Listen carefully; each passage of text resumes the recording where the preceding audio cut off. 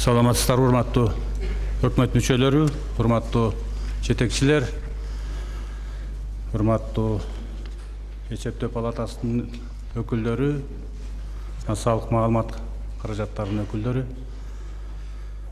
Күн тартибибизге өтөрдөн мурун мен өзүңүздөргө маалым, биздин өкмөттүн мүчөлөрүнүн арасында өзгөрүү болду. Ушуларды эгер уруксат берсеңиздер, мен тааныштырып кетейин. Билесиздер, бизде эки министрибиз өкмөттүн мүчөсү өзүнүн берген арызына карата кызмат ордунан бошотулду. Жаңы дайындалган министрлер боюнча тышкы иштер министри болуп Айдарбеков Чыңгыз Азаматович дайындалды. Ал азыр Жапон мамлекетине иш сапар менен кеткен.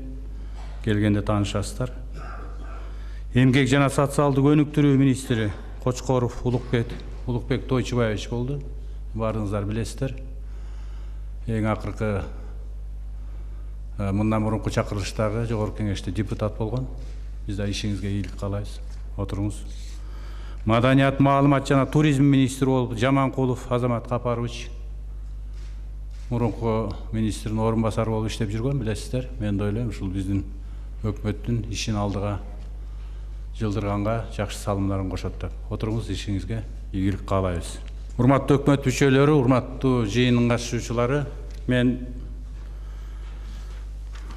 өкмөттүн бүгүнкү жыйынынын күн тартибине өтөрдөн мурун 2018 жылдын 9 айынын жыйынтыктары менен өлкөдөгү социалдык экономикалык көрсөткүчтөр боюнча кыскача баяндап берсем, ички дүң продукциянын көлөмү 368,3 миллиард сомду түздү. Реалдуу өсүш 1,2% түздү. Ал эми кумтөрдү кошпогондо, билесиздер, биздин экономикада ички дүң продукциябызда кумтөрдүн салымы абдан чоң. Аны кошпогондо 335,9 миллиард сом болду. Бирок өсүш 2,4% түздү. Анын ичинде курулуш тармагында өсүш 7,2%, айыл чарбасында 2,4%, соода тармагында 5,6% камсыз болду.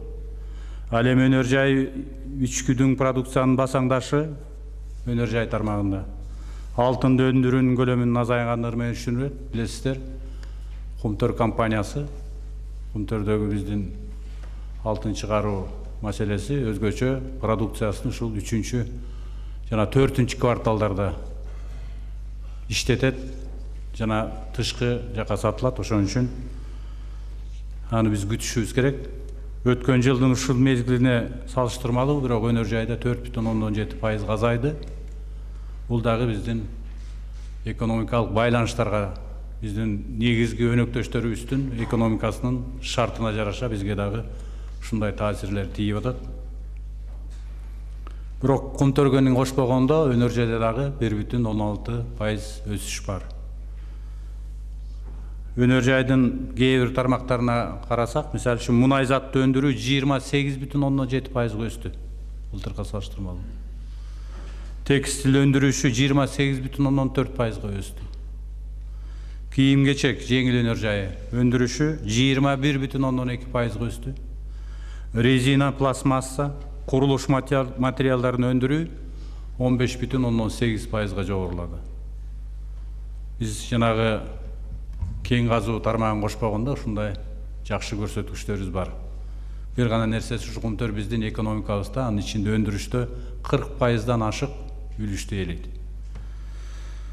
Буга эми көптөгөн жаңы түзүлгөн ишканалар, мына быйыл азыркы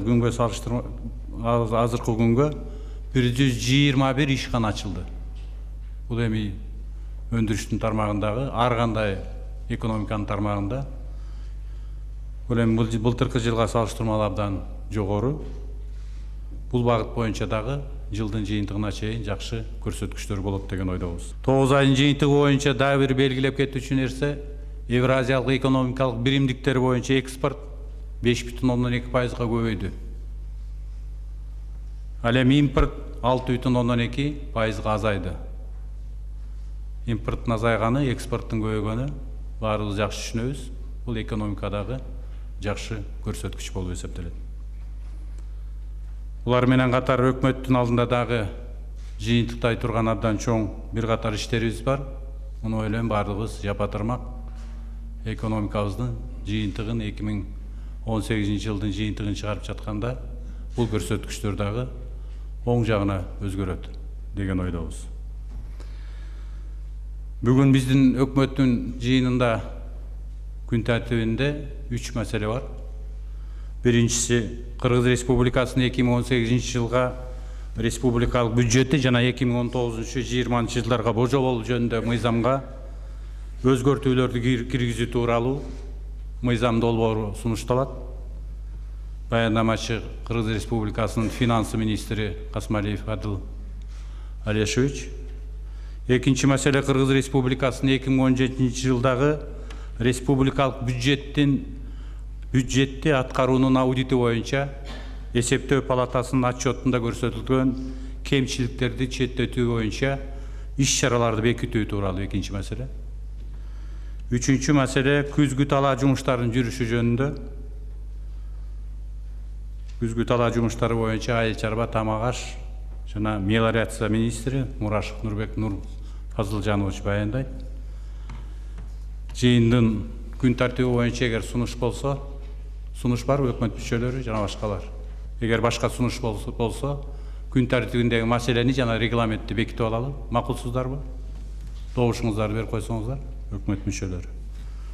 Рахмат. Анда күн тартибин өтөлү. Биринчи маселе боюнча урматтуу өкмөт мүчөлөрү 2018 жылдын республикалык бюджеттин өзгөртүүлөрдү киргизүүнүн башкы себептерине мен кыскача токтолуп кетейин. Андан мен ойлойм Адылбек Алешевич өзү бардык деталдап баяндап берет. Өлкөнүн макроэкономикалык прогноздун такталышы боюнча болуп жатат. Дүйнөлүк экономиканы кандай болуп атат, анын ичинде биздин экономикалык негизги өнөктөштүктөр болгон мамлекеттердин ичиндеги экономикада болуп жаткан оң жана терс таасирлерин эске алуу менен жаңыртылган 2018 жылдын бюджетин өзгөртүү кирүүдө ички дүң продукциянын көлөмү бекитилген бюджетте 521 миллиард сом болчу, 558,4 миллиард сом түзүп, 2,8% өсүш бекитилип жатат. 2018 жылда республикалык бюджеттин кирешелери 142,3 миллиард сомду түзүп, азыркы өзгөртүү боюнча 1,4 миллиард сомго көбөйтүп жатабыз. Буга жетишкенибиз биз бажы жана салык тармагындагы фискалдаштыруу, администрелөө боюнча жакшы оң жакка жетишкендигибизден ушундай оң көрсөткүчтөр болуп жатат. Администрациялоонун жакшыртуунун эсебинен салыктык кирешелер 2,7 миллиард сомго өсүш болжонууда. Мамлекеттик бажы кызматы кирешелерди чогултуунун 139%га өсүшүн камсыз кылуу боюнча сүйлөшүп атабыз бекитилген бюджетти. Баштапкы пландан бажы кызматы өзү администрациялаган кирешелерди чогултуу же болбосо үчүнчү мамлекеттен кирген товарларды администрелөө боюнча бекитилген бюджеттен 4,6 миллиард сомго көп чогултат деген милдетти алып атат. Ал эми биздин бирдиктеги кирешелерди кайра 1,9%да бөлүп алуу боюнча өзүнчө эле көрсөткүчү бар. Аны биз бажы кызматынын жетекчиси Алмазбек Мадылбекович менен биз макулдаштык. Салыктык эмес кирешелер 2,5 салыктык эмес, тактап айтып коеюн. Мен азыр салык менен бажын айттым. Азыр эми салыктык эмес кирешелер боюнча 2,5 миллиард сомго өсүш болжолдоп атабыз. Айрымдарын айта кетсем, улуттук банктын пайдасы 573,8 миллион сом. Мүлктүн ижарасы, бизде канча деген мүлктөр бар, ошону биз арендага, ижарага беребиз. Мындан чогултуу боюнча 358,8 миллион сом. Административдик жыйындар жана төлөмдөр 567 миллион сом. Анан административдик айыптар бар, билесиздер. Бул да мыйзамда каралган 400 миллион сомго көбүрөөк түшөт деп атабыз. Анан эми тышкы карыздар боюнча бизде маселелер бар. Азия өнүктүрүү банкында жана эл аралык валюта фондунан келип түшө турган акча каражаттарын биз кыскартып атабыз. Себеби деген 18 жылдын бюджетин бекитип жатканда даана келүүсүн болжолдоп келет, ошолорго кандай иш чаралар болот, мындай тастыкталган эмес, бирок бюджетке кирип калган суммалары бар. Булардын баарын кыркып атабыз, азайтып.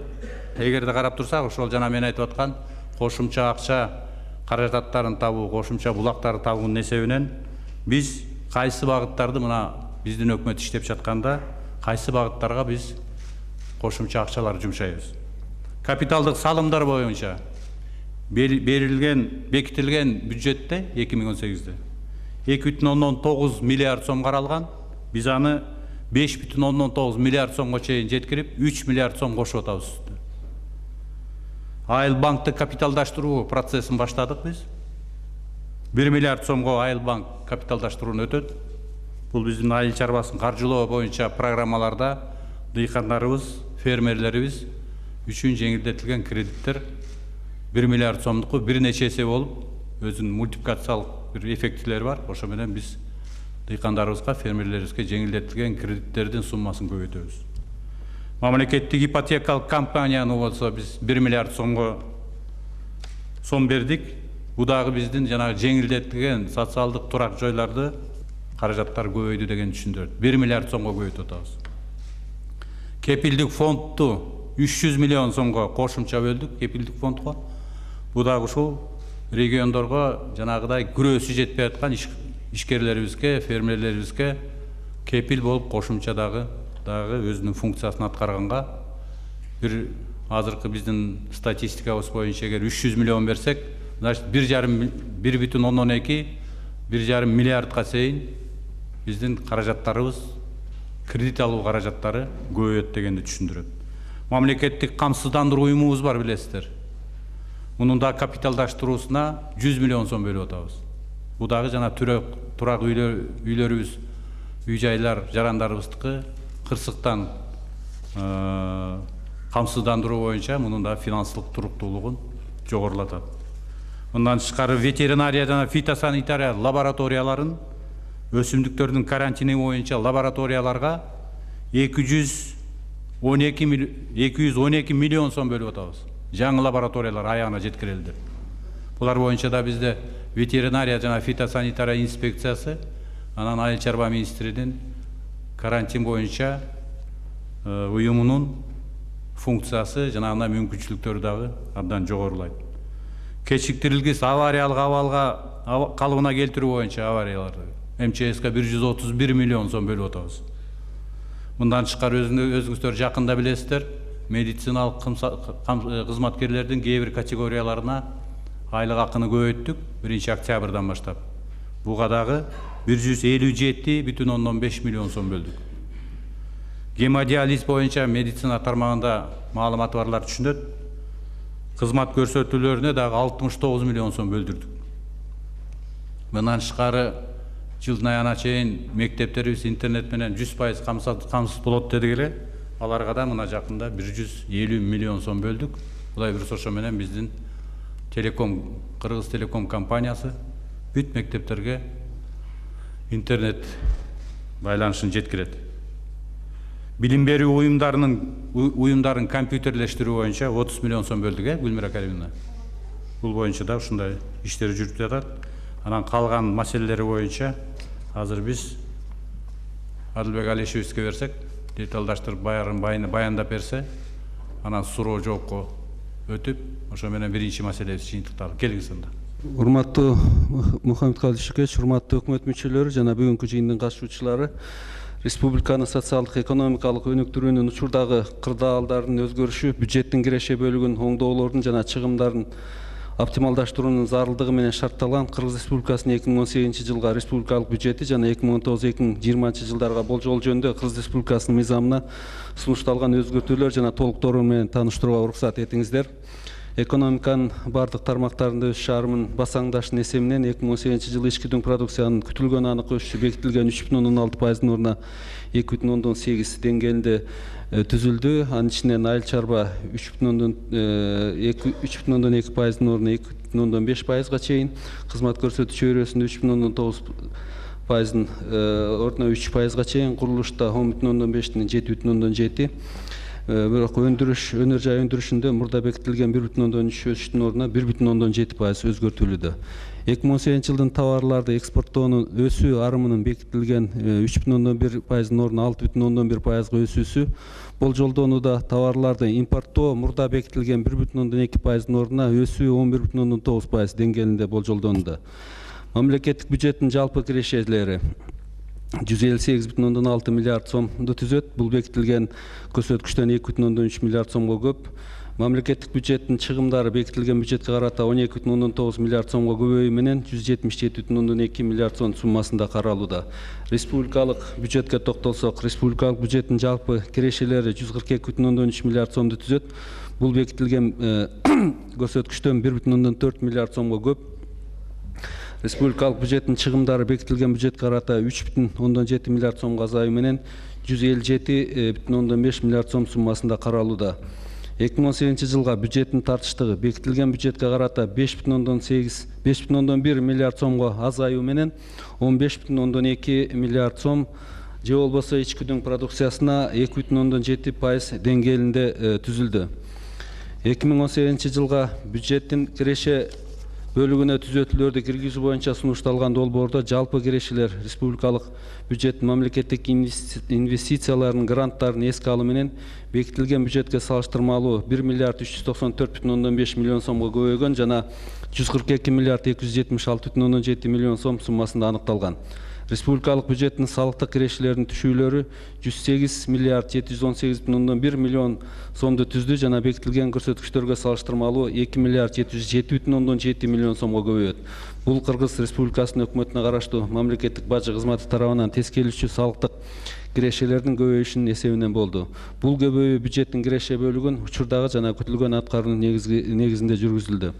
Республикалык бюджеттен алынган расмий трансферттердин түшүүлөр 10 миллиард 935,7 миллион сом мөлчөрүндө каралууда жана 3 миллиард 847,7 миллион сомго азаят.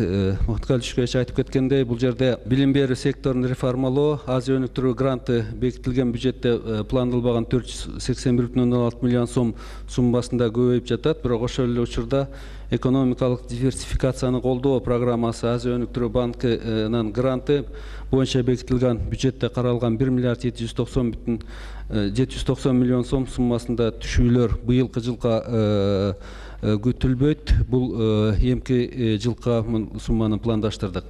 Андан сырткары саламаттыкты сактоо жана социалдык коргоо экинчи долбоору СВАП гранты боюнча түшүүлөр 703,8 миллион сомго жана Кыргыз Республикасында социалдык коргоо секторун реформалоого контракт Европа Союзунун гранты боюнча 29 миллион сомго көбөйтүлдү.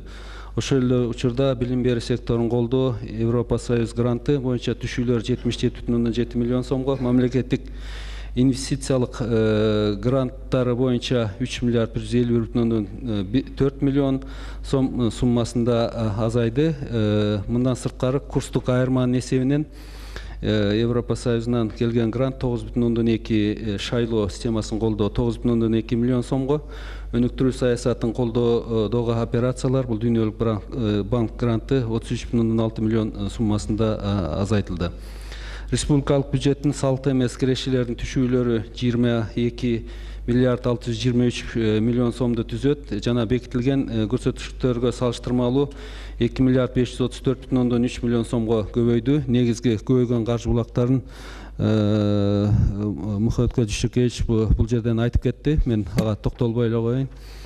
Республикалык бюджеттин киреше бөлүгү төмөнкүдөй ошондо өзгөрдү. Долбоордо жалпы суммасы 1,4 миллиард сом тартибиндеги кошумча кирешелер болжолдонууда. Мында ресурстар боюнча түшпөй калуулар жалпы суммасы 6,6 миллиард сом тартибинде болжолдонууда. Ошентип такталган республикалык бюджеттин долбоорунда 5,2 миллиард суммасында азайым ресурстардын сальдо суммасы болжолдонууда. Республикалык бюджеттин чыгаша бөлүгү төмөнкүдөй өзгөргөн. Баарынан мурда бюджетке киргизилген жаңы чыгымдар кечириктирилгис чечимдерди талап кылуучу жогорку артыкчылыктар болуп санала тургандыгын белгилей кетүү зарыл.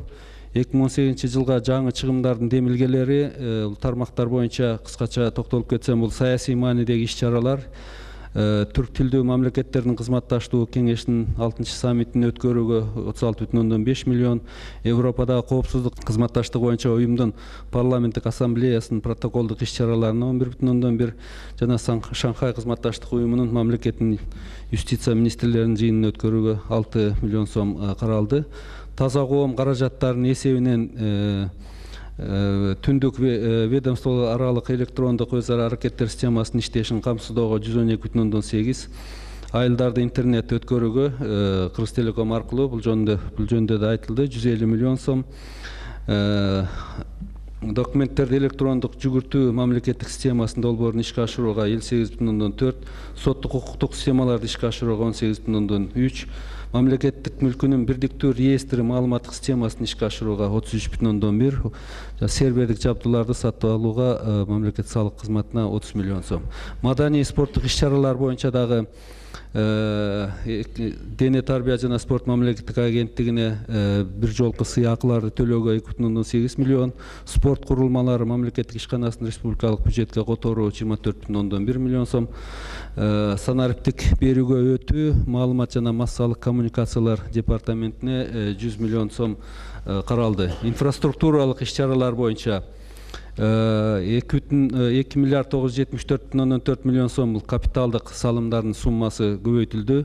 5 миллион сомго капиталдык оңдоо мамлекеттик кадр кызматы, 29,2 миллион сом борбордук шайлоо комиссиясынын имаратынын капиталдык оңдоого жумшалды. Реалдуу секторду колдоо боюнча иш-чаралар 1 миллиард сом жеткиликтүү турак жай программасын ишке ашыруу, бул мамлекеттик ипотекалык компаниясына, атмосферик абанын булганышына мониторинг жүргүзүү үчүн 2 станция сатып алуу, курчап турган чөйрөнү коргоо жана Токой чарба мамлекеттик агенттигине 54,7 миллион сом, 20 миллион сом лотереяларды чыгаруу, бул мамлекеттик лотерея компаниясына 100 миллион сом мамлекеттик камсыздандыруу уюмуна капиталдаштыруу маселесине, бул жерде Айыл банк боюнча да айтылып кетти, 1 миллиард сом уставдык капиталды капиталдаштырууга, ошол убакта кепилдик фондуна дагы 300 миллион сом ушу уставдык капиталды капиталдаштырууга багытталды.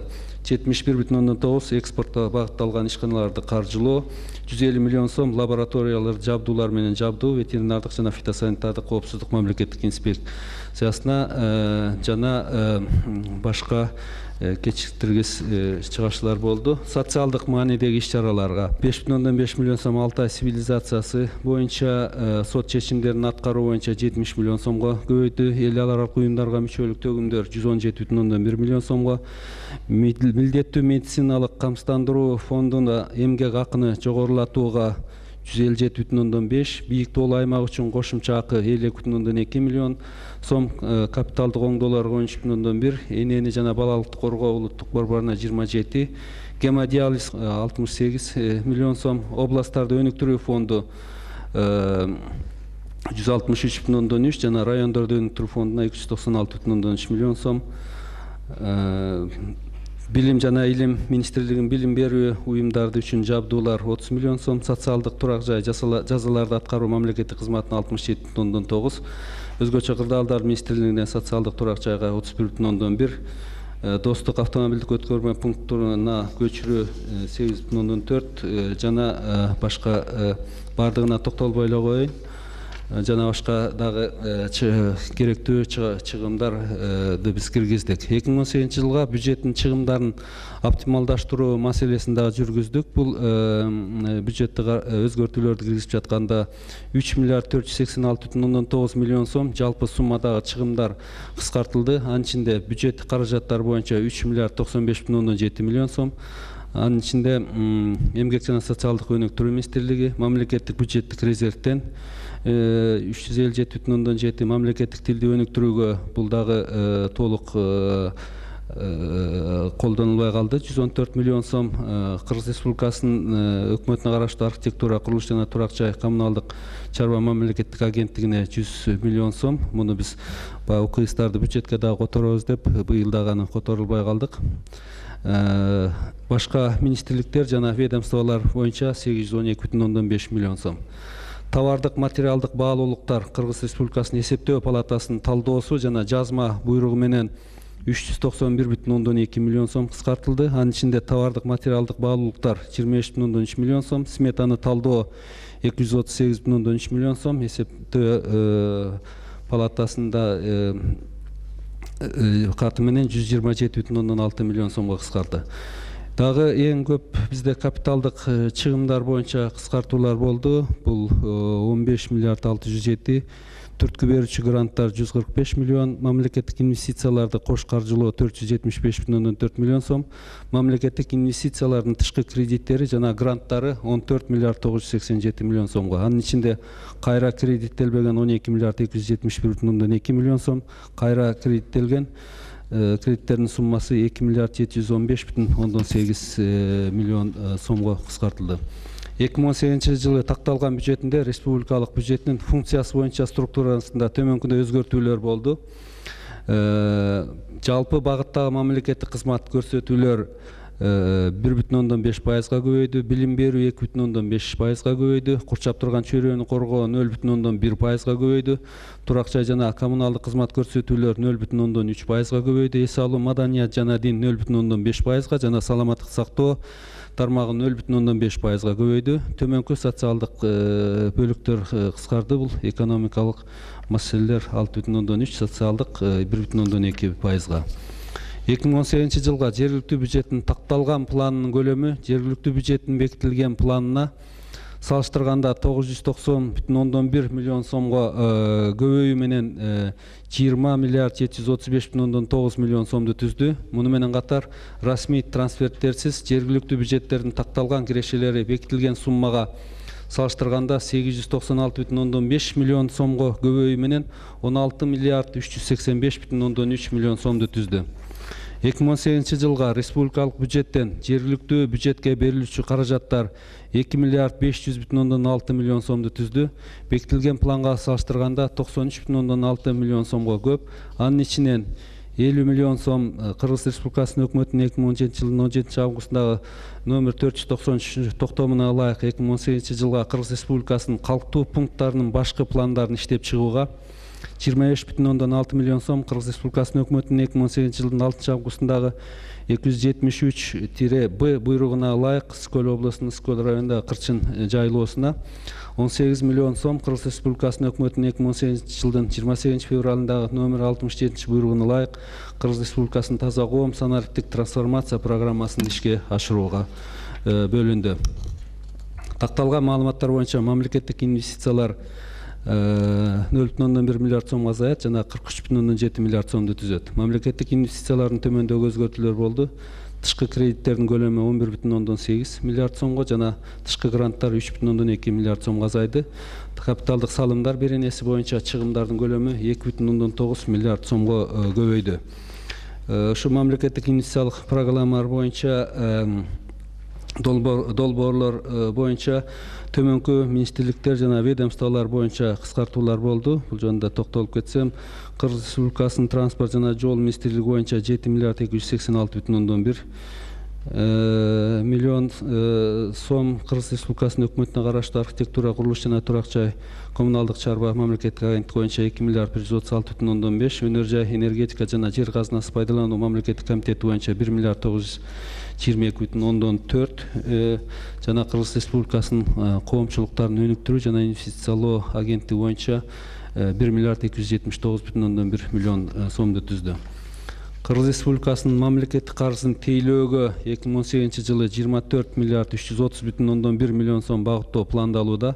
2018 жылдын такталган республикалык бюджеттин долбоорунда мамлекеттик тышкы карызды тейлөө көлөмүнүн азайышы бекитилген республикалык бюджетке салыштырганда 1 миллиард 263 миллион сомду түзөт.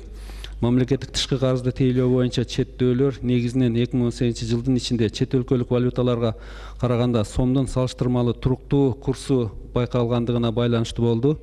Ошондой эле 2018 жыл ичинде учурдагы зайымдарды тейлөөнүн болжолдуу суммалары жана иш жүзүндө кошуп эсептелген милдеттенмелердин ортосунда терс айырма түзүлгөн. Мына ошентип ал 2018 жылдагы тейлөөгө азаюу жагына таасир эткен.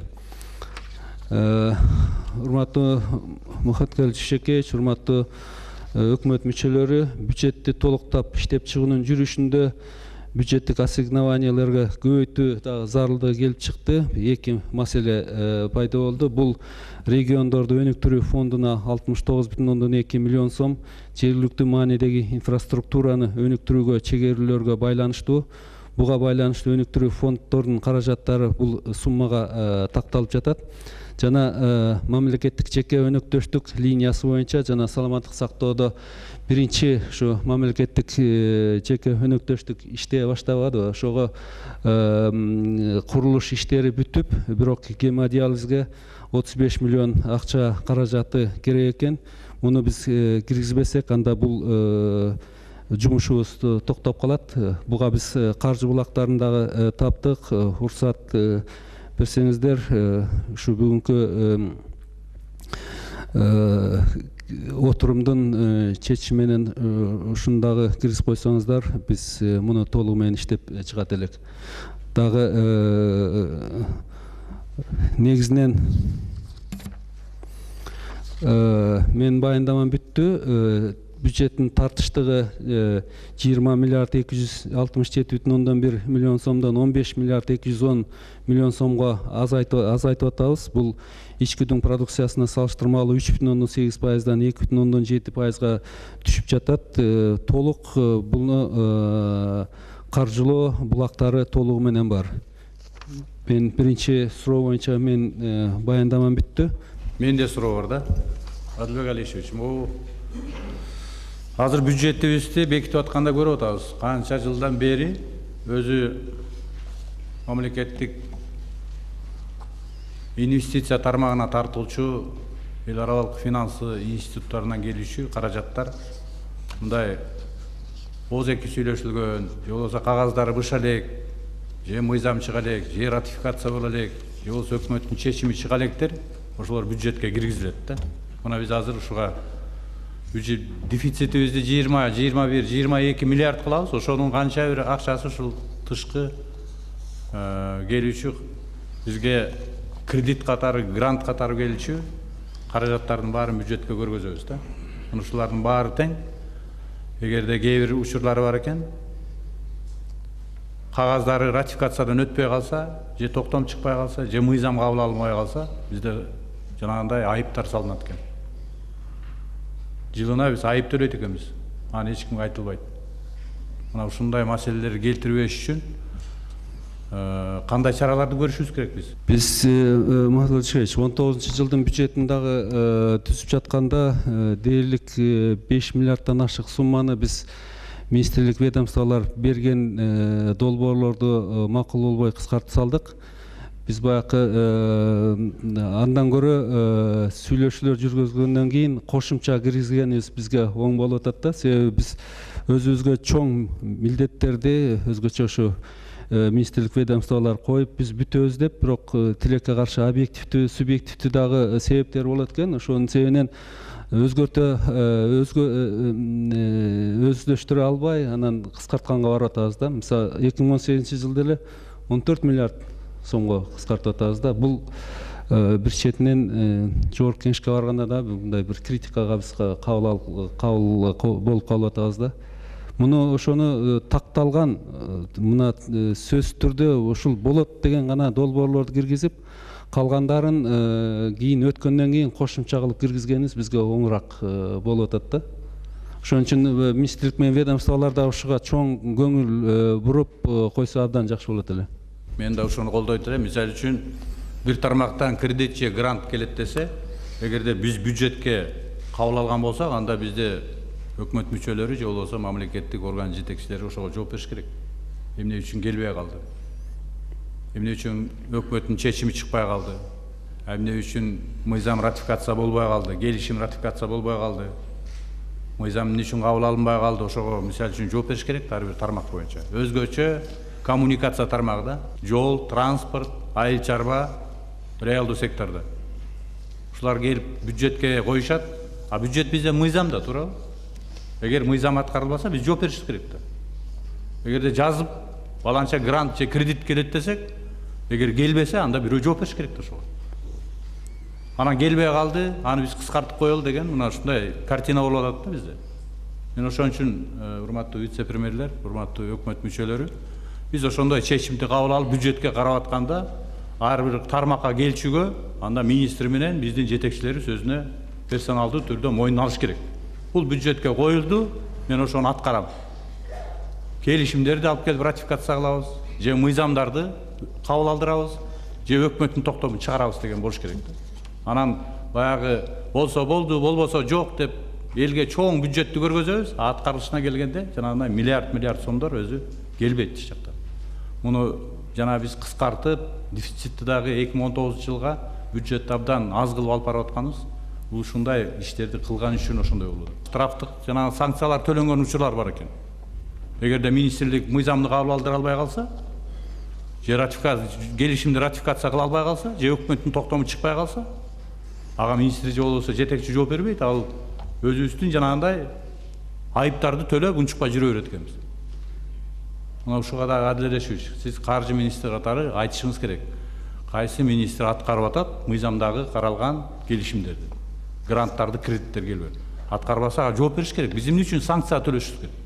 Адилбек Алиевич, мынау ШОСтун алкагында кийинки жылы билесиз да, бизде ШОСто кабыл алуучу тарап болобуз, анан бизде чоң ошол боюнча иш чаралар өтөт. Ошонун негизинде быйыл 18 жылы кээ бир иштерди аткаруу үчүн бөлүнүүчү акча каражаттары бар болчу.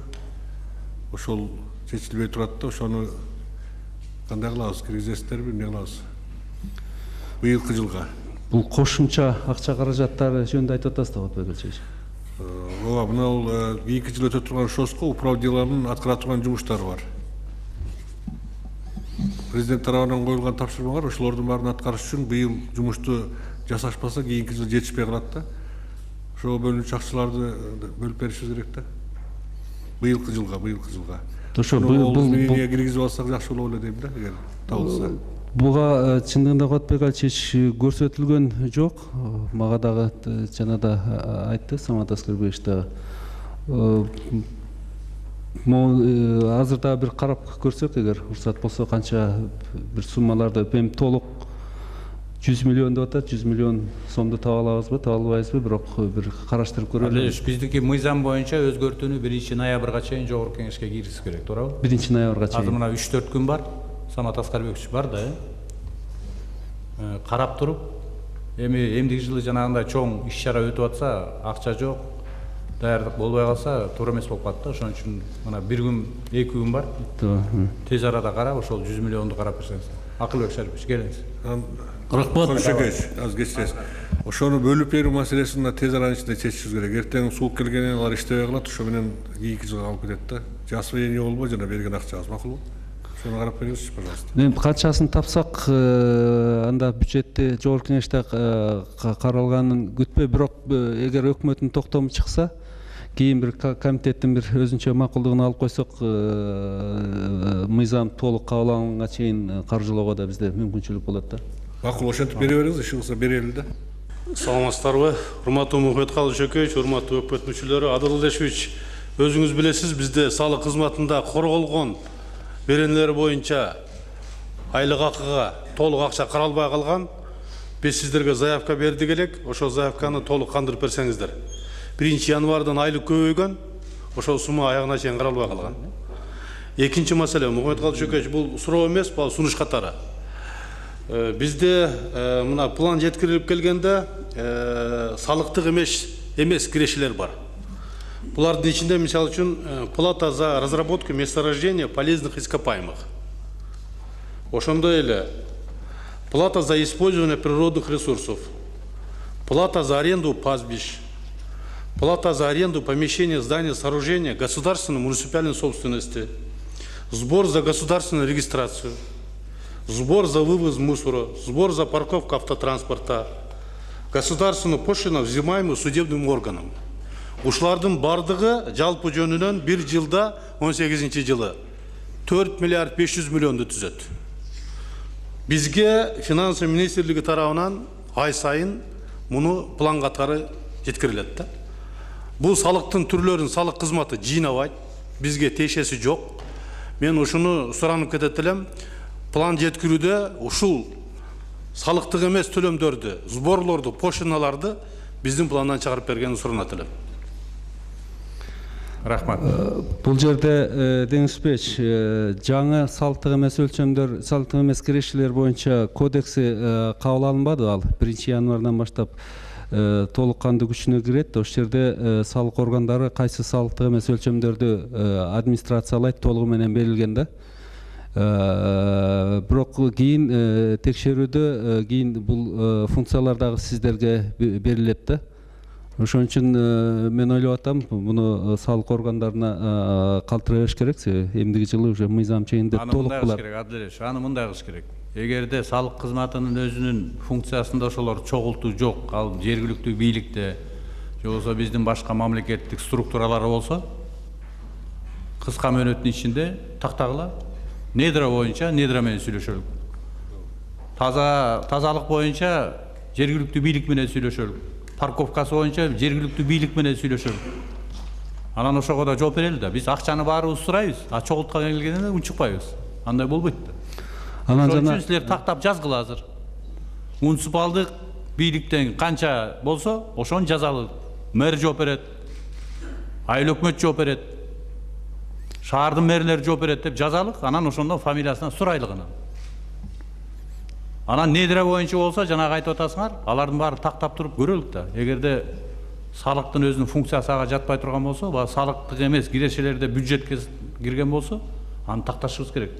Биз бирөөнүн функциясын экинчиге берип коюп, анан кайра акча сураганда баарыбыз даяр болбошубуз керек. Ар ким өзүнүн салымын канча кошот, ошого жараша акчабыз керек. Айлык маянасы боюнча өзгөртүүлөргө толугу менен киргизилди. Айлык маянаңыз кириптир да. Менде бир суроо. Биз салык кызматын компьютерлештирүү боюнча материалдык техникалык базасын жакшы 30 миллион дедик эле, бөлүнүп. 30 миллион кирди алды. Анда Деңизбек, сиз алып, жанагы 1-январга даярдыктын баарын көрүшүңүз керек азыр. Биз алдык, жумуштарды баштадык Мухаммед Кадышөкөч бул тууралуу. Рахмат. Дагы кимде? Башка суроо жокпу?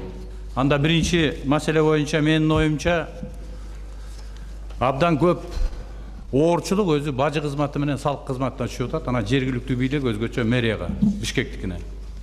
Бажы кызматы мисалы үчүн былтыр 34 миллиард 200 миллион чогултса, азыр биз 43 миллиард 43,5 миллиард сом берип атабыз.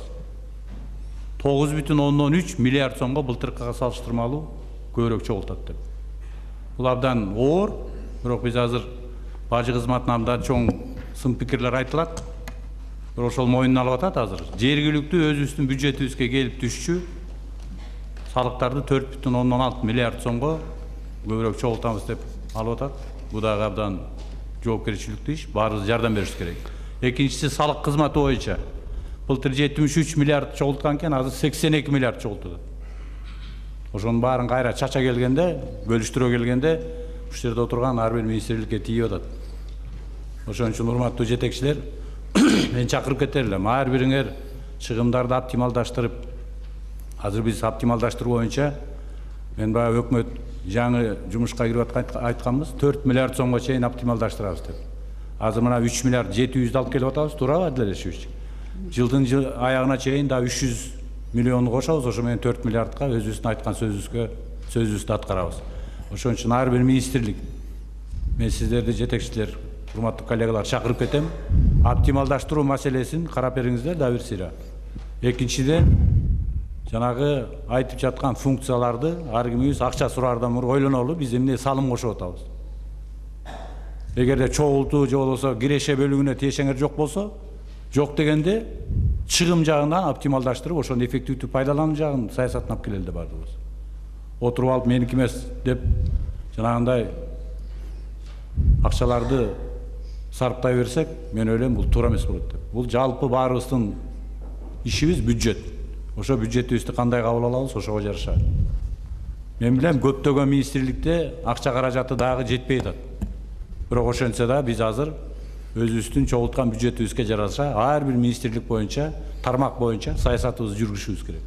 Ага ар бирибиздин салымыбыз болуш керек. Акча чогултуу бажы менен эле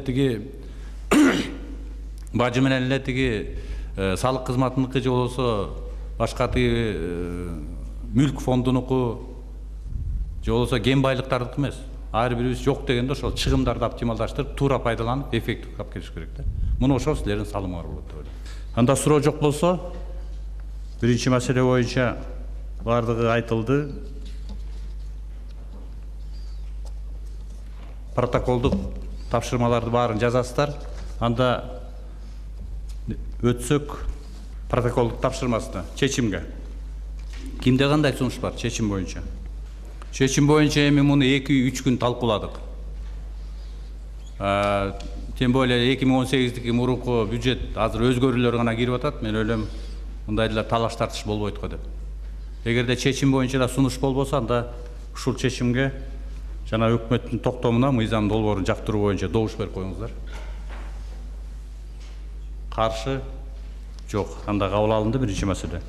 Экинчи маселе эсептөө палатасынын текшерүүсүнө карата. Алелешев, сиз өзүңүздүн баяндамаңызга кыска айтсаңыз. Кыска айтайын. Кыргыз Республикасынын бюджети кодексинин 116-беренесинин 5-бөлүгүн ишке ашыруунун алкагында Кыргыз Республикасынын финансы министрлиги тарабынан 2017 жыл үчүн республикалык бюджеттин аткарылышынын аудити тууралуу Кыргыз Республикасынын эсептөө палатасынын отчетунда көрсөтүлгөн кемчиликтерди четтетүү боюнча иш-чаралар планын бекитүү жөнүндө Кыргыз Республикасынын өкмөтүнүн токтомунун долбоору сиздердин карооңуздарга берилди. Ушул токтом долбоорду даярдоо үчүн республикалык бюджеттин аткарылышынын аудитин жүргүзүү максатында жүргүзүлгөн 2017 жыл үчүн республикалык бюджеттин аткарылышынын аудити тууралуу Кыргыз Республикасынын эсептөө палатасынын отчету негиз болуп саналат жана аудит объекттери катары финансы министрлиги жана ведомстволук бөлүмдөрү, бюджет кредиттерди башкаруу боюнча мамлекеттик агенттик, баалуу металлдар департаменти, мамлекеттик сатып алуулар департаменти окуу борбору көрсөтүлгөн.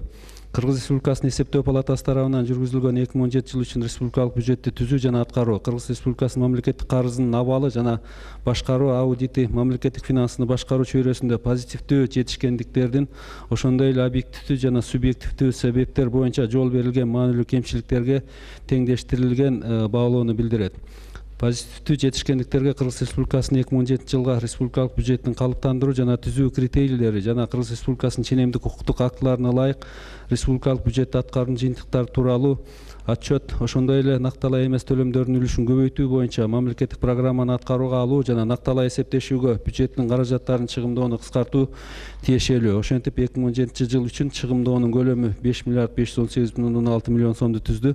Мында 2015 жылы бул сумма 13,403,4 миллион сомду түзгөн. Ушуну менен катар мыйзамдуу бекитилген көрсөткүчтөрдү салыштырууда республикалык бюджетти аткаруу процессинде акчалай түшүүлөрдүн, бюджеттик ассигнованияларды иш жүзүндө чыгымдоолордун өз учурунда аткарылышына аудит жүргүзүүдө чектөөлөр жана укук бузуулар аныкталды.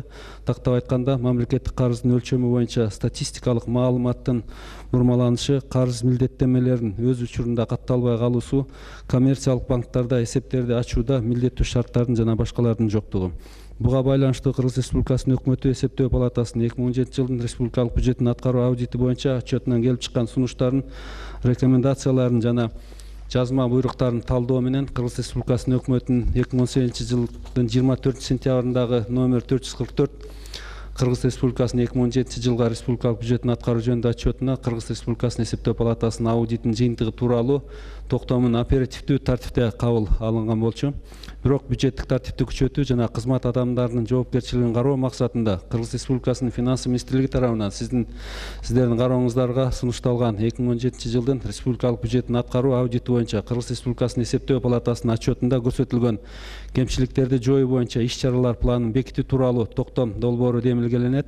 Кыргыз Республикасынын финансы министрлигинин кызмат адамдарынын жоопкерчилигин кароодо 2017 жылдын республикалык бюджеттин аткаруу аудити да Кыргыз Республикасынын финансы министрлигинде жана анын ведомстволук мекемелеринде жүргүзүлгөн. Кыргыз Республикасынын министрликтеринде жана ведомстволорунда 2017 жылдын республикалык бюджеттин аткаруу аудити толугу менен аякталбагандыгын эске алуу менен иште укук бузууларга жана кемчиликтерге жол берген кызмат адамдарынын жоопкерчилиги кийин кошумча каралат. Урматтуу Мухаткел Ишекеевич, урматтуу өкмөт мүчөлөрү, Кыргыз Республикасынын финансы министрлиги мамлекеттик финансыны башкаруунун натыйжалуулугун жогорулатууну камсыздаган оптималдуу башкаруучулук чечимдерди анын базасында иштеп чыгуу жана кабыл алуу максатында 2017 жылдын республикалык бюджеттин аткаруу аудити жөнүндө Кыргыз Республикасынын эсептөө палатасынын отчетунда көрсөтүлгөн кемчиликтерди жоюу боюнча иш-чаралар планын аткарууну көздөй тургандыгын билдиргим келет. Негизинен менин баяндамам бүттү. Толук иш-чара планына ар бир пунктту толугу менен киргиздик. Жана бул боюнча жыл ичинде тийиштүү министрлик ведомстволор менен анан финанс министрлиги өзүнүн дагы органдары менен чогуу иштеп чыгат. Суроо жок болсо, урматтуу коллегалар, биз азыр Эсептөө палатасынын аткарылышы боюнча отчетту карап чыктык бардыгыбыз тең. Маалыматка таянсак, бир катар кемчиликтер бар да. Булар жылдан жылга кайталанат. Жылдан жылга кайталанат. Анан жооп берген учурда жооп берет, жооп бербесе ошол боюнча калат. Эсептөө палатасынын кеңешине барганда ошол жерде кандай чечим болот, ошол боюнча калып жүрөт. Муну баардыгыбыз билебиз. Менин оюм боюнча системалуу чаралар жок да бизде. Мисалы үчүн мен ойлойм, Айжан Медетбековна, мен сиздерге да сунуштап кетейин Эсептөө палатасына. Сиздер мисалы үчүн каржы министринин аудит өткөндөн кийин гана алып келип, анан ошону бюджет аркылуу карап атабыз да. Биз ушуну сунуштайт элек. Бизде 1 ноябрга чейин канча мамлекеттик органдар, анын ичинде министрликтер, комитеттер аудиттен өтсө сиздерден, ошону ушул жерде чогуу карасак да. Чогуу карайлы, бир да жогуу боло элек. Ошонун баарын алып келип ушул жерде отургузуп алып, кандай кемчиликтер борду, ар бириңиздер сурашыбыз керек. Эмне үчүн ошондой кемчилик кетти? Бул жең ичинде калбаш керек. Бюджеттин аткарылышы каржы министри жалгыз жооп бербеш керек бул жерде. Бул ар бир министрлик өзүнчө текшерилет Эсептөө палатасы аркылуу. Ар бир министрлик боюнча акты жазылат. Ошол актынын жыйынтыгы кандай болуп атты? Өкмөттүн жетекчилигинде маалымат жок. Биз ошон үчүн айтар элек, суранабыз, сиздер дагы ушу Эсептөө палатасы ушу аракет кылып берсеңиздер, канча министрлик ошол 1 ноябрга чейин текшерилсе, мисалы 18-де ошондой кылалы, 19-да 1 ноябрга чейин текшерилгендерин баарын ушул жерге алып келип туруп актысынын жыйынтыгын чыгаралы. Кээ бирин мактайлык, кээ бирин жазасын берелик. Ошондо анан кийин актынын өзүнүн эмеси чыгат да, мындай мааниси чыгат. Атак биздики баардык тең министрликтердики өзүнчө калып калат, кеңеште каралган боюнча. Анан бизде жанагындай жетекчилик өзүнүн толук кандуу бюджетти кайсы министрлик кандай аткарып атат, толук кандуу маалымат жок да. Мен ошону суранып кетем, протоколго жазып коелу, Айжан Медетбековна. Анан эң өкүнүчтүүсү, акча каражатты, акчаны бюджетти башкарып аткан, Адилеш өзүңүз башкарып аткан министрликте катачылыкта 638-39 миллион сомдун учету, эсеби жок деген бул уят нерсе. Биз сурап атабыз, 600 миң сомду сурап атпайбызбы? Министрликтерден, өкмөттүн структураларынын ар биринен сурап атабыз го. Силерде 637 миллион сомдун эсеби жок, эч ким сурабайт. Да жакшы, ошону баягы кызыккан жактар өзлөрү таап анан чыгарып атат. Бизде менин оюм болуп калды, ушул биздин тышкы карыз, ички карыз боюнча кайсы убакта төлөйбүз, качан төлөйбүз, эмне кылабыз? Өзүбүздүн иш аракетибиз боюнча эч кандай бир программа жок экен да. Ошон үчүн бул маселе абдан бизге уят маселе болду көтөргөндө. Депутаттарыбыз көтөрүп атат. Президентибиз да көтөрүп атат. 637 миллион сомдун эсеби жок экен. Эсеби жок эмес, алынган, сарпталган, бирок биздин баланста жок болуп атат. Ошон үчүн менин сунушум финанс министри Касымалиевге сөгүш дейли. Байгончоков ошону башкарып аткан бул жерде барбы жокпу? Чакырылган эмес. Ал кишинин дагы ал кишиге строгий выговор, катуу сөгүшпү? Катуу сөгүш. Анан ичинде ошол башкармалыктын адистерге чейин чара колдонушуңар керек. Кээ бир мамлекеттик орган мисалы үчүн ушунчалык көп ишти аткарат, бирок бюджеттик ичинеке. Тыйындан бери эсептейт. Өзүңүздөр чараны колдонуп, кайра бизге айтыңыздар, кандай кылдыңыздар.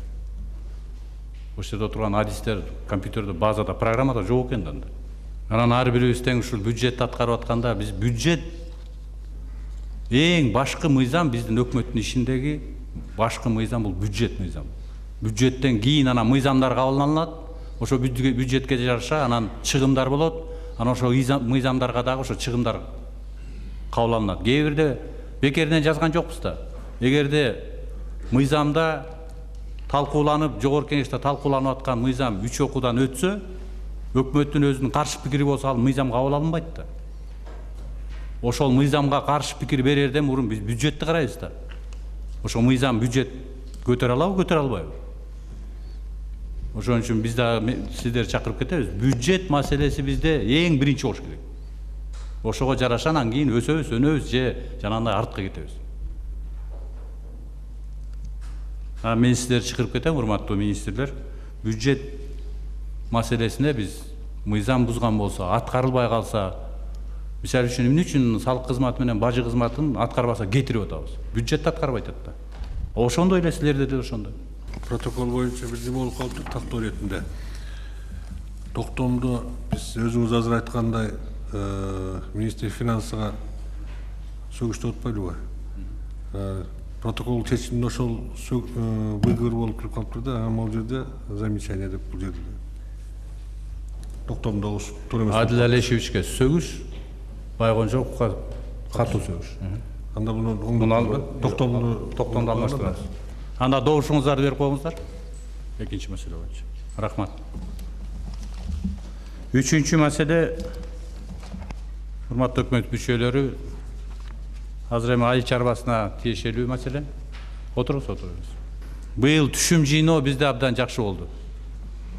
Абдан түшүмдүү болдук. Бул түшүмдү жыйнагандан кийин кайра экспорттоо же болбосо сатуу же сактоо маселеси бизде аягына чейин чечилген жок. Азыр мына картошка маселеси боюнча эң көп түшүм болду быйыл. 1300 тоннадан, 1.300.000 тоннадан ашык болду. Өзүбүздүн ички пайдалана турган 9.000 тоннага чейинки, калганы бир 500.000 тоннага чейинки же сатыш керек, же бир башка технология менен колдонуш керек. Элементардуу ушундай нерсени чечелекпиз азыр. Ошон үчүн азыр биз коллегабыз тугалы, Нурбек Нурпатыжалович, анан кийин суроолор болсо, ойлор болсо, анан сүйлөшөлүк. Келиңиз.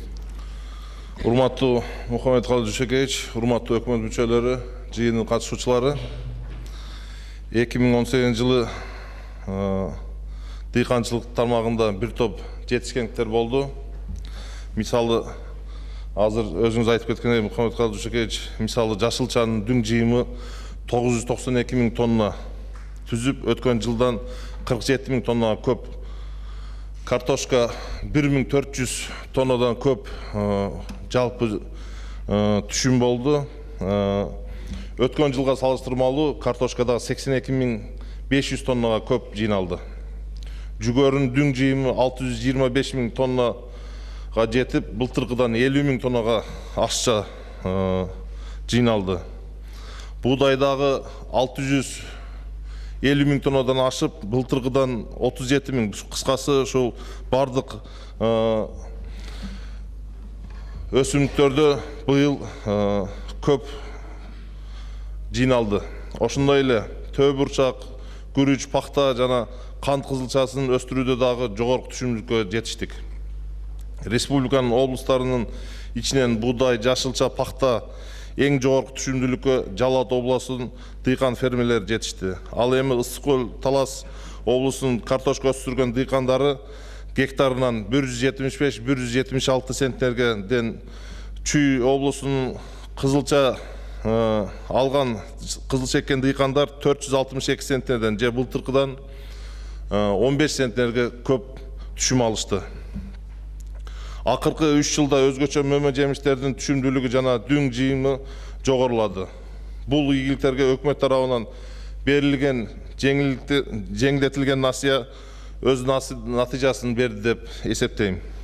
Өзгөчө айыл чарбасынын каржылоо программасы боюнча акыркы 5 жылда 27 миллиард 800 миллион сомдук жеңилдетилген насыя берилген болсо, быйыл ушул 9 айдын ичинде 11 миңден ашык дыйкан фермерлерге жеңилдетилген насыянын жалпы көлөмү 5 миллиард 200 миллион сомго жетти. Же былтыркы ушул мезгилге салыштырмалуу 9 айдын жыйынтыгы менен 1 миллиарддан ашык насыя көп берилди. Айыл чарба өндүрүүчүлөрдүн себүү жана жыйноо иштерин жүргүзүү боюнча лизингке пайызсыз узак мөөнөттөгү товар товардык насыяхаттары айыл чарбасынын техникалары жана мамлекеттик үрөн фондусунан жогорку түшүмдүүлүгүнүн сортторун үрөнү менен камсыздоо иштери жакшыртылды. Андан тышкары органикалык айыл чарба продукцияларын өндүргөн дыйкан фермерлерди колдоо максатында министрликке караштуу Кыргыз агробиоцентр фабрикалары биотехнологияларды негизинде өндүргөн биопрепараттарды жана биокаражаттар менен дыйкан фермерлерди камсыздашты. Бул биздин негизги азыркы министрликтин багыты, бул айыл чарбасынын органикалык айыл чарбага өтүү боюнча. Ошондуктан биз агробиоборбордун иштерини жакшы жетишкендикти алып барып атабыз. 2018 жылдын 24 октябрына карата жалпы 136 000 тонна минералдык жер семирткич биздин дыйкандарга жеткирилип берилди. Андан сырткары пестицидтер менен камсыздоо 90%га жетти. Жогоруда көрүлгөн чаралардын негизинде 2018 жылдын айыл чарба өсүмдүктөрүнүн жалпы себүү аянты 1 миллиард 214 900 гектар түзүп, 2017 жылга караганда 8300 гектарга көп болду. Акыркы 5 жылда пайдаланылбай калган айдоо аянттары 110 000 гектардан 67 000 гектарга чейин кыскарылды, же 42 000 гектарга азайды. Ошондой эле буга министрликтин тарабынан республикалык, облустук жана райондук деңгээлде окуу семинарлардын жана тала күндөрдүн өз таасирин берди деп эсептейм. Жыйынтыгында анализ көрсөткөндөй 2018 жылдын 9 айынын жыйынтыгы боюнча айыл чарбасынын азыктарынын дүң чыгарылышы 160 миллиард 724 миллион сом түзүп, өсүү темпи 2017 жылга салыштырмалуу 102,4%га өстү. Анын ичинен талачылык боюнча 83 миллиард 369 миллион 400 000 сомду түзүп, өсүү темпи 102,9%га жетти. Ал эми Баткен, Ысык көл областарында да айыл чарбасынын өндүрүшүнүн өсүү темпи 105,5%га өстү. Жалал Абад жана Чүй областарында 102,5%дан ашып,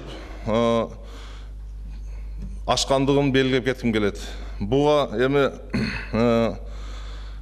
учурдан пайдаланып, биздин областагы ыйгарым укуктуу өкүлдөрдүн дагы салымдары өтө зор деп айтып кетким келет. Бирок бул оруп жыйноонун иштеринин жүрүшүндө эң көйгөйлүү маселелер болуп, бул оруп жыйноо убагында болсо, бул абдан жакшы болот. Оруп жыйноодон кийин бул жоготуулар дагы чоң болуп атат бүгүнкү күндө. Ошондуктан аталган жоготуулардын деңгээлин төмөндөтүүгө жана өстүрүлгөн түшүмдү сактап калууга пайдаланып, пландуу иштерди жүргүзүүгө аракет кылып иштеп жатабыз. Тоют маселеси боюнча дагы Мухаммед Калдышекеевич быйыл жылдан жылга тоют камдоо аянттары дагы бир топ кеңейип калды. Жалпы тоюттун көлөмү 3 миллион 642 000 тоннага жетип, өткөн жылга салыштырмалуу 172 000 тоннага көп жыйналды. Министрлик бул сүт, эт продукцияларынын акыркы жылдары жакшы мал чарбасы өнүгүп атканга байланыштуу тоют камдоону дагы колго алып жатабыз. Азыр өзүмүн докладымда айтып кеткендей, арпаны да акыркы жылдары аянттары бир топ кеңейип, ошо 450 000 тоннага жетти жалпы жыйын. Министрлик тарабынан кийинки жылдарда айыл чарбасынын каржылоо 7 долбооруна иштелип чыкты. Жаңы долбоор приоритеттүү багыттар булар экспортко багытталган айыл чарба продукцияларын жана кластердик өндүрүштү эсептелинет. Экспорт боюнча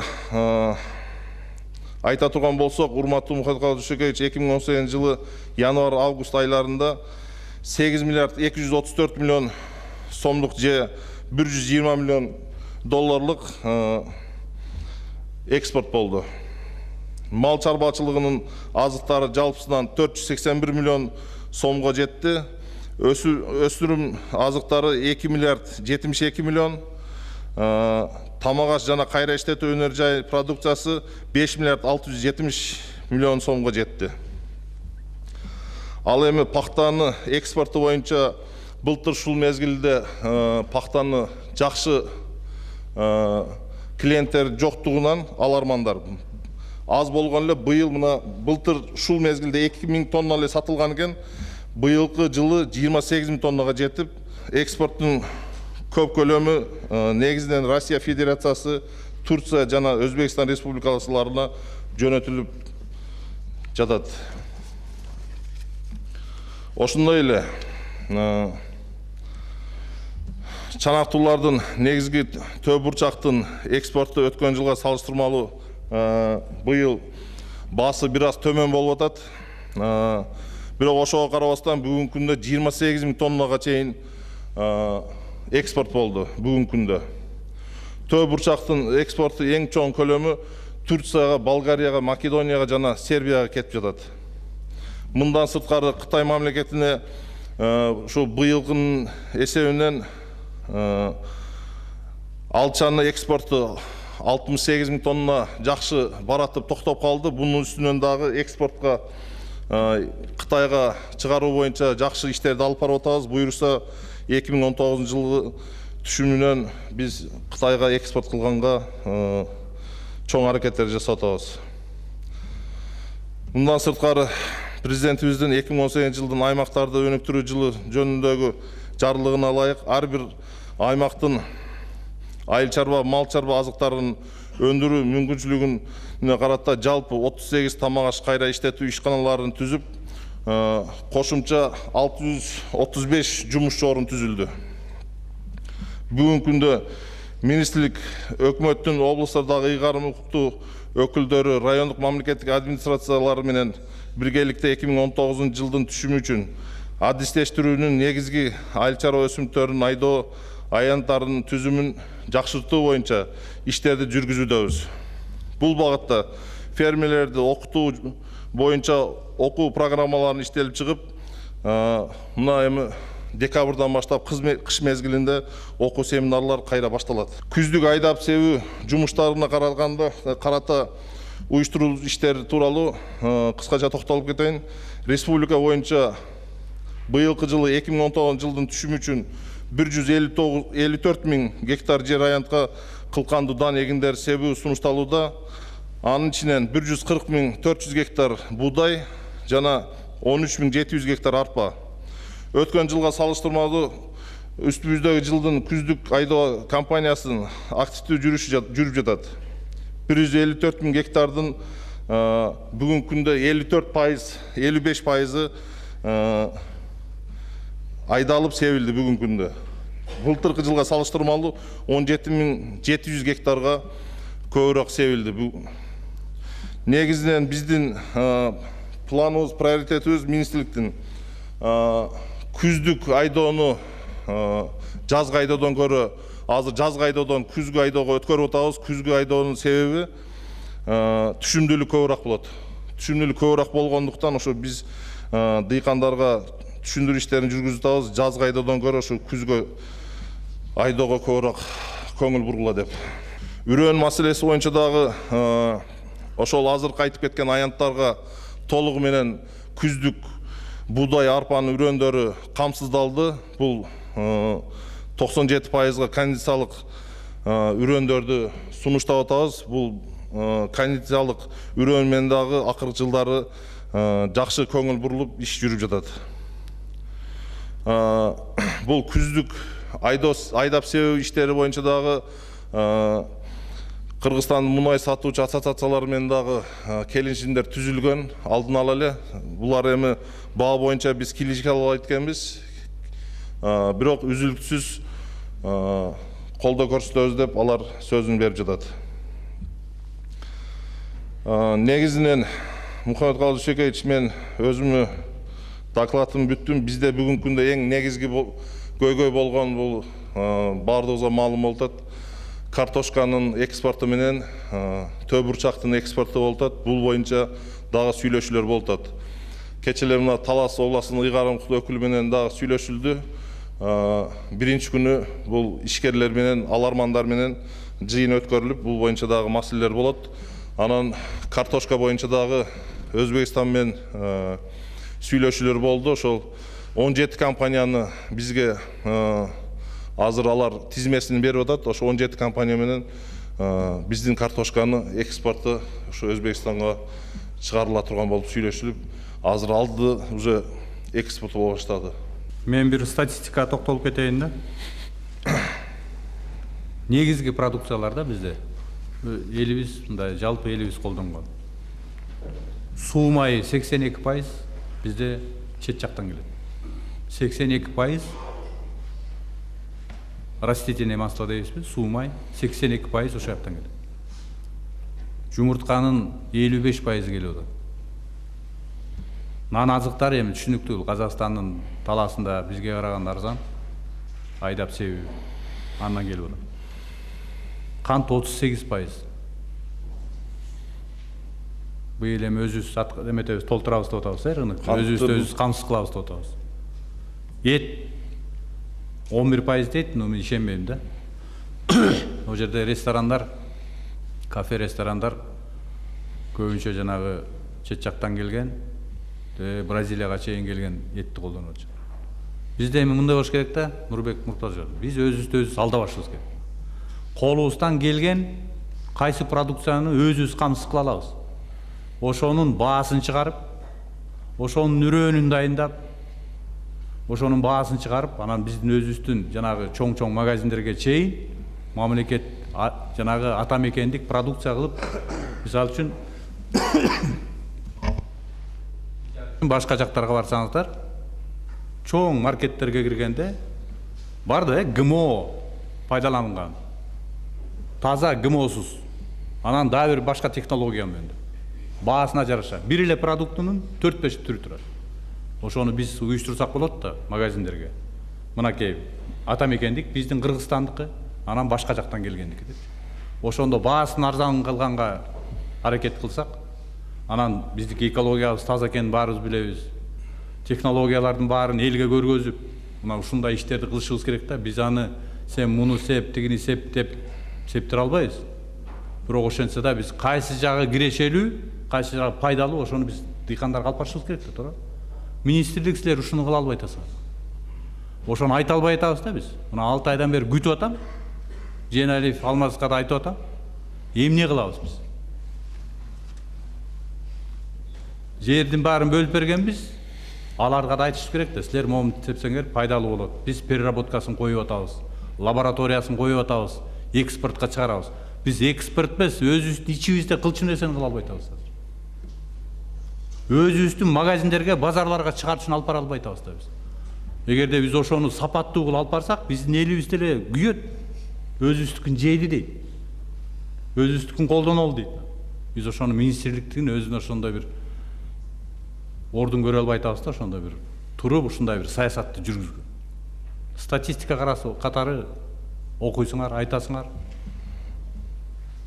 Мынакей бир эле эки эле продукцияны эмне кыларыбызды билбей атабыз. Төбүр учакты картошканы. Картошканын жакшы былтыр баасы чыккан. Азыр биздин маалымат боюнча Казакстанда 3,5-4 миллион тоннага чейин картошка чыкты. Мына чыкты эле, токтоп калды баары. Анда биз эмне кылышыбыз керек? Анда картошканы да башка жакка издешибиз керек. Же болбосо анын переработкасын ойлошубуз керек да, кайра иштетүүнү. Картошкадан кандай продукциялар чыгарсак болот? Мындай чийки боюнча сатпай. Министерство ошону кылышыңар керек да. Канча институт бар? Канча мына артта отурган бир катар баарыңар отурасыңар. Бир катар баарыңар айыл чарбасындасыңар. 300 миң картошканы сата албай атасыңар. Мына силердин кылган ишиңер. Азыр акча деген айыл чарбасында ФСКда өзүңүз айтып атасыз, кетип атат. Лизинг боюнча кетип атат. Кредиттердин арзандары кетип атат. Гранттар кетип атат. Технологиялар келип атат. Мына азыр лаборатория 3 жылдан бери мына азыр да бөлдүк 150 миллион сом. 62 миллион сом тиги фитосанитардык пункттарга бөлдүк. Бирок Нурбек Мурпазанович мындай айыл чарбасы иштей баштады, механизмдерди иштей баштады деген министрликтин ордун таппай атасыңар. Анан кантип биз фермерлер өзлөрү аракет кылган боюнча эле жүрүп атабыз да биз. Статистика катары. Эгерде биз жанагы колубузга алып ошонун баарын, кандай техниканы колдонолу, кандай технологияны колдонолу, кандай үрөндү колдонолу, кандай тукум, асыл тукум жагынан кандай мал багалы, ушулардын баарын алып келип, ошону бир стратегия кылып кабыл алып, документ кылып туруп, анан мынакей жергиликтүү бийликтин ээлери, областтын аким, райондун жетекчилери баары жапатырмак кирсек чыгат. Силер ошону баштай албай атасыңар. Сооронбай бекеринен райондорду өнүктүрөлү деп чыккан жок да. Ушул проблема чечилмейин, айылда эч нерсе чечилбейт. Айылда жашаган элибиз эмне продукция өстүрөрүн билбесе, бул чечилбейт. Азыр суун алып барабыз, таза суун алып барабыз, мектепти салабыз, больницаны салабыз. Бирок ал жерден өндүрүш жок болуп атпайбы кайра? Кайра эле баягы керектөөчүлөр да, орусча айтканда потребительдер эле жашап калып атат. Ошон үчүн карашыңар керек. Мына бир катар айыл чарбасы, департаменттин директорлору жылам. Өзүңөр чыгаргыла. Айттым мен багы, силер оптималдаштыргыла, кайсыны жоёсуңар, кайсыны алып келесиңер, өзүңөр чыгаргыла саясатыңарды деп. Азыр эмне бар өзүбүз айтышыбыз керек анда, муну жоюшубуз керек, муну кетиришибиз керек деп. Органикага деп атабыз, мен макулмун. Премьер-министр катары экологиябыз ошого позволяет да. Органиканы өндүргөнгө, таза продукцияны өндүргөнгө. Өткөндө мына жашыл экономикада бир жума ушул жерде жүрдүк, бирок ошонун натыйжасын, жолун айтышыбыз керек да. Жашыл экономика дегенин менен фермер даярдаш керек дагы. А даярдаш үчүн эмне кылыш керек? Ошонун баарын жазып чыгышыңар керексиздер. 500 000 картошка ашык болсо, айлабыз таппай атабыз. Биз өзүбүздөн чыга турган, мисалы, биз эмне жүгөрүн өндүрө албайбызбы? Май чыгарчу, заводду кое албайбызбы? Пактанын майы чыкчу эле, ал ошолорду кыла албайбызбы? Мына негизги өзүбүздүн. Мына азыр кант менен да жакшы кредиттерди берип атып, азыр кант өзүбүзгө өзүбүз жете турган болдук. Эми болушу мүмкүн, биздики экспортко чыгып кетет, кээ бир жерден бартер менен келиши мүмкүн, ал бизнестин өз иши. Бирок общий көлөмдөм эткенде биз өзүбүз кант менен камсыз кылганга мына быйыл жеттик. Быйыл даже экспорт кылабыз. Ошол сыяктуу эле. Өзүбүз керектелчү күнүмдүк жөнөкөй адамдар керектелчүнүн перечинин алып туруп, ошо менен камсыз кылып коелу. Неужели Белоруссиядан келген товар биздин ушул жерде өндүргөн товардан арзан болот? Биз ушул жерден өзүбүз өндүрсөк, жер өзүбүздүкү, жерге эч нерсе төлөнбөйт да бизде. Сууга эч нерсе төлөнбөйт да, арзан да бардыгы. Ошол продукция, мен ойлойм, Белоруссиядан келген продукциядан кымбат болбошу керек. Ушулардын баарын эсептешибиз керек. Кимде кандай суроо бар дагы? Ошон үчүн Нурбек Муртазович, сизге эскертүү. Эгерде министрликтин ишин оңдобосоңуз, мына 2 айда 6 өкмөт мүчөсү алмашты. Шекей, сиздин айткандарыңызга кошумча менде дагы маселелер бар, ушуларды айтып коеюн. Негизинен туура айтып атасыз. Мына Нурбек Муртазович, сиздин докладыңызга карасак, чындап эле бүгүнкү көрсөткүчтөр абдан жакшы. Айыл чарбасы негизи дүң продукциянын ичинде бир топ өсүштөрдү берип атат да. Быйылкы прогноз 18, 19, 20, 21ге караганда бюджетте жакшы көрсөткүчтөрдү биз ошол жака закладывать этип атабыз. Но бул жерде сиздин азыркы баяндамаңызга караганда министрлик менен жергиликтүү бийликтин жетекчилеринин салымы деп атасыз да. Бул менимче андай эмес. Биз эгер жакшы салым коссок, өкмөт, министрлик, жергиликтүү бийлик жакшы салым коссок, мындан да өнүгүү жакшы болмок да. Биз тоскоолдуктарды, пайда болгон тоскоолдуктарды алып өтө албай атабыз андайча. Ушундай маселе болуп атат да. Мына тоют камдоо жакшы болду деп айтып атасыз, туура эле. Тоют камдоо жакшы болгонун баардыгы бизди бүгүнкү күндө климаттык шартка барайына продукциянын өндүрүшү, айыл чарба продукциянын өндүрүшү ошого бүгүнкү күнгө чейин көз каранды абдан. Эгер климат шарты туура келбей калса, биз эч кандай мындай продукцияны ала албай калып атабыз. Бул боюнча эч кандай бир шарт түзүү, ошол боюнча иштер жүрбөй атат. Анан өндүргөн продукцияны сыртка чыгаруу боюнча биз Кытай салып берем деген лабораторияга жер бөлүп бергенди бүгүнкү күнчө 6 ай болду чече албай атабыз. Сиз мына экспортко чыгаруу боюнча маселени айтып атасыз. Бүгүнкү күнгө чейин ошол маселени чече албай атабыз. Ошол министрликтеги, жергиликтүү бийликтеги, мына айыл чарба министрлиги менен Чүй областындагы жергиликтүү бийликтин кээ бир жетекчилигинин шалакылыгынан же болбосо өзүнүн кызмат ордуна дал келбегендигинин эсесинен ушул болуп атат да. Биз мыйзамды билбейбизби, кайсы жерлер трансформация болот же болбой тургандыгычы. А сиз болсо продукцияны чыгаруу боюнча айтып атасыз. Бир эле мисалды айтайын, бүгүн эртең менен биз экспорт ориентированный айыл чарба продукциясын саат 9-да чогулуп обсуждение коюп атсак, бардык министрликтер келди. Ошол ишти алып бара турган сиздин министрлигиңизде эч ким болгон жок. Аягында келди орун басарыңыз. Мына мамилебизде ошонун айынан биз ушундай шартка келип атабыз. Сыртка чыгаруу боюнча продукцияны 11 продукцияны биз өлчөп аягын сүйлөшкөнбүз.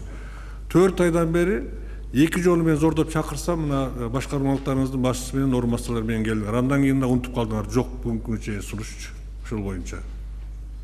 Ушундай маселе болуп атат да. Экспорт ориентированный товарлар боюнча кайсыл товардын немеси боюнча мамлекеттик деңгээлде биз сырттагы башка мамлекет менен биз шарттама түзүп же болбосо ушундай ишти алып бардык. Бул маселе турат. Фитосанитардык абал боюнча, кошуналардагы чыгып аткан оорулардын алдын алуу боюнча мындан 3 ай мурун биз ушул маселени талкуулаганда тапшырма берилген. Протокол тапшырмалар турат артында. Аткарылган эмес Мукан Ишекевич. Абдан көп мына тапшырмаларды беребиз. Бардыгы аткарылбаган боюнча калып атат да. Сунуш киргизгиле 2 айлык срок, 1 айлык срок менен жыйналып, мына өзүңөргө чейин жазып туруп ошону. Мына бул маселени аткарбай атасыңар деп. Даже аппарат жетекчинин орун басары болот, Төлөгөнов жазып туруп, мыйзамды иштеп чыкпай атасыңар деп. Аткаруу маселеси бизде жакшы болбоюнча эч кандай бул жакшы маселелерди чечкенге жетише албайбыз да. Дагы жакшы биздин дыйкандар ушул аракетин кылып, чындап эле жанагы сыртка чыкканга чейин жакшы иштерди алып барып атат. Ошон үчүн көрсөткүч жакшы. Биз эгерде ошолорго сиз айткандай жакшы жардамга бергенге жетише турган болсок, бизде көрсөткүч айыл чарбасы абдан жакшы өнүккөн турат. Бүгүн мына мен азыр эле Мукан Ишекевич маалымат катары сиз айткандай жанагы Кытайдан келген инвестор менен жолуктук. 150 миллион долларын көтөрүп отурат. Инвестор келиптир. 6 областка, 6 жерге чоң кампаларды салып, 2 жерге логистик центр салып берет. 3 жылдан бери биз кыйналабыз, логистик центр жок деп турабы. Лабораториясы менен болсун одан. Ушулар менен ушул келген кишини кармай иштебейбиз, сырттан инвестор күтөбүз да. Мага качан келет экен деп. Ошондон ушул иштердин баарын алдыга жылдырмайынча бизде кээ бир маселелер жакшы чечилгидей эмес. Анан муну мен айтып атканымдын себеби туура чындап эле аракет кылып жүгүрүп атасыз, бирок мына Мукан Ишекевич туура айтып атат. Сиздин министрлигиңизде бардыгы отуруп калган, заседевший болуп. Аксакалдар бар экен, кыймылдабайт экен. Эски боюнча сүйлөшөт, ошол боюнча ишти уюштургусу келет, бирок бүгүнкү талабына ылайыктуу мындай иш алар ойлогондой кетпейт да. Ошондуктан менимче мүмкүн ошол чындап эле ошолордун бардыгын кайрадан кадрлар маселесин карап чыгасызбы? Ансыз жылбайт. Мен мына 6 айдан бери айыл чарбасынан эч нерсени жылдыра албай отурам да. Мына ачык эле айтып коеюн. 6 айдан бери эч нерсени жылдыра албайбыз.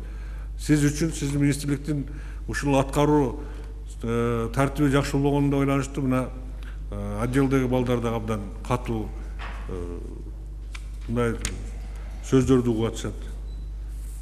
Ошон үчүн бул маселени Мукан Ишекевич жакшылап карап, мүмкүн жакшы эле мындай бир баягы дисциплинардык бүгүнкү күндө дисциплинардык түрдөгү сөгүш катарында бир немени берсек, орун басарлыгын бүгүнкү ордуна татыктуу экенин протокол тапшырып берсеңиз биз карайлы. Бул жерде чындап эле мына орун басарларда маселе бар да. Орун басарларда маселе көп. Ушулардын баардыгын эметпесек, айыл чарбасын жылдырыш абдан кыйын болуп атат. Айтышка туура келип атат бүгүн. Рахмат. Айыл чарба тармагында урматтуу коллегалар, мени таң калам да. Мына Калысбек Туратбекович өткөндө чегараны жаап атат. Бир оору чыгыптыр Казакстанда деп. Сооронбай Шарипович былтыркы декабрды билесиңер да. Унуткан жокпуз да аны. Ошол жерде канча деген бизде ишкерлер кыйналды. Биздин экономикабыз ошондой, Казакстан менен абдан чоң байланышкан. Абдан катуу байланышканбыз. Анан туруп алып жетекчи элди ойлош керек да, элди ойлош керек. Эки мамлекеттин жетекчиси сүйлөшкөн нерсени өзүңөр чечип атасыңар, Калыс Туратбек. Кааласа жаап коет, кааласа ачып коет. Өзүнүн менчик үйү да, дарбазасын ачып коет, жаап коет. Мамлекеттин чегарасын ушундай кылып атасыңар, мына айыл чарбасында. Ал кандай болуп ачылганын билесиңер да өзүңөр декабрь айында. Кандай шарт менен, кандай кыйынчылык менен. Кандай сүйлөшүүлөр болгону менен ачылган. Эгерде мындай мамиле кылып отурсаңар, өзүңөрдүн да жеке кызыкчылыгыңар менен канча деген фермерлер продукциясын чыгара албай калат эртең. Ошону мына Казакстандын премьер-министри менен сүйлөшүп, анан кайра ачтырдык да. Мындай мамиледен кетишибиз керек. Калысбек Туратович, угуп атасызбы? Мен да колдойм анда. Кубатбек Алишевичти. Айыл чарбасы бул 70% биздин эл. Айыл чарбасында жашаган баарыбыз айтып атабыз. 70% элибиз жашайт. 70% элибиздин турмушу айыл чарба продукциясы менен, өндүрүшү менен байланышкан. Ошого ушундай мамиле кылып атсак, мен ойлойм бул туура эмес. Ошон үчүн кардиналдуу нерселерди күтөбүз биз. Мен да Кубат Алишевичти колдойм. Айыл чарбасын оңдобосок, бизде президентибиздин программасы иштебейт. Суу маселеси ал жерде турат, үрөө маселеси турат, асыл тукум маселеси турат, жер кыртышын байытуу маселеси турат, кайра иштетүү маселеси турат, фермерлерди даярдоо маселеси турат, окутуу. Ушунун баарын силердин мойнуңарда болуш керек. Биз айткан жокпуз, барып айылда тиги күйүүчү майды же болсо үрөөндү жеткирип бер. Механизм иштеп чыгышыбыз керек. Механизм менен эметсе, биздин элибиз бышып калды азыр. Кайсыны себишти, кайсыны айдашты, ошону айтсак, элибиз бышты азыр. Түшүнүп атасыз да, э? Биз ошого келишибиз керек. Ошондо министрдин орду чыгат. Министрликтин орду ошондо чыгат. Башка кандай суроо бар? Суроо жок болсо, анда протокол чечим өтөлү. Протоколго жана мен айткан сунушка ошол орун басарлардын ишин талдоонун дагы киргизип койсок, ошонун поручение. Ошону да карап чыгалы берсиңер. Протоколдук тапшырмага кимге кандай ой бар? Ой жок болсо, анда добушуңарды берип коюңуздар, урматтуу өкмөт мүчөлөрү. Отуруңуз. Күн тартибиндеги маселелер бүттү, урматтуу коллегалар. Бир маселеге көңүлүңүздөрдү бурайын деп атам. 2 сааттай болуп баратат. Бул биздин коомду кызыктырган өкмөт мүчөлөрүн жана өкмөттүн курамында иштеген жетекчилердин, кызматкерлердин иш сапары жөнүндө. Өткөндө да мен айтканмын. Мына социалдык өнүктүрүү министрлигинде эмне деген көрүнүш болду. Баскан турганды селфи кыла беришип ошого жетти. Азыр мен иш сапарды талдап көрсөм, 400дөн ашык иш сапар болуптур бизде. Анын ичинде баягы чакырган эл аралык уюмдар төлөгөн иш сапарлар бар экен, анан республикалык бюджеттен төлөнгөн иш сапарлар бар экен. Азыр мен эми Шамил Үмөтович, сизге тапшырма, тез аранын ичинде талдап, кайсы жетекчи кайсы жерге барган, эмне натыйжа алып келди. Кээ бир бар экен, эрте кетет 2-3 күн мурун. 2-3 күн мурун барып эмне даярданабы, эмне кылат? Доклад эле жок. Барганда баяндаган деле бир материал жок. 2-3 күн эрте барышат. Бул эми мен билем да, финансылык уюмдар менен сүйлөшкөндө бир 2-3 күн мурунураак берип койсоңор дейт. Алар эми сыйлаган үчүн берип коет. Ушунун баарын тартипке алып келишибиз керек биз. Барган иш сапардан экономикабызга, жетекчи болуп аткан министрликке, мамлекеттик уюмга пайдасы болбосо, анда барбаш керек. Биз эми токтойлу да, 90-жылда чет жакка чыгып көрбөгөн баарыбыз бир сыйра барганбыз. Дагы эле ошол өнөкөт менен келатабыз да. Ошон үчүн Шамил Үмөтович, тез аранын ичинде ар бир министрлик боюнча. Азыр мен статистикасын айтып көрсөм, абдан чоң, бир жылда 17-18, 20 жолу баргандар бар экен. 20 күн жүрүп алгандар бар экен. Фамилияңарды айтпай эле коеюн, өзүңөр билип атасыңар, мен каякты карап атам. 20 күн не деген командировка? Не деген иш сапар? Анда окуу бул, студент бул кандай? Талдоо жүргүзүп, отчетун алышыбыз керек. Кээ бирлер бар экен, эми мына тышкы иштер министри бар, каржы министри бар, экономика министри бар, булар да көп. Баягы биздин биримдиктер менен чогулган учурлар болот. Аларга эме жок. Барып иштеп, жолугушуп, маселени чечип келип атса. Бирок барып алып семинар деп жүргөндөр министрге семинар болбойт го дейм. Кээ бирлери бар экен, жөнөкөй адис катышчу жерге өзү баргандар бар экен. Мындай көрүнүштү токтотпосок, жана урматтуу депутаттарыбыздын айтып атканы дагы туура. элүүсүн айтып атканда туура да. Барганда тартип боюнча жетекчиликти мына биз уруксат беришибиз керек. Эмне тема менен кетип атат, и натыйжасы эмне болот? Келип анан отчет бериш керек. Биз кол койгондо отчетун берсин десек, кээ бирлер бербептир. Теңинен көбүңөр ошондой келсе, урматтуу коллегалар. Барганда эми унутуп калат, алардын жумушу көп деп таштап койсо. Азыр ар бирин текшертели деп атабыз. Кимден кандай жыйынтык болуп атат? Ушул жагына көңүл бөлгүлө, бул эми коомдун өзүнүн азыр көтөрүп аткан, талап кылып аткан маселеси. Биз эгерде тартипти андай алып келе албасак, бизди көрүп аткан биздин ишибиздеги коллегалар деле өзүлөрү барганда, иш сапарга барганда ошондой мамиле кылып атат да. Ар бир иш сапарда бир натыйжа болуш керек.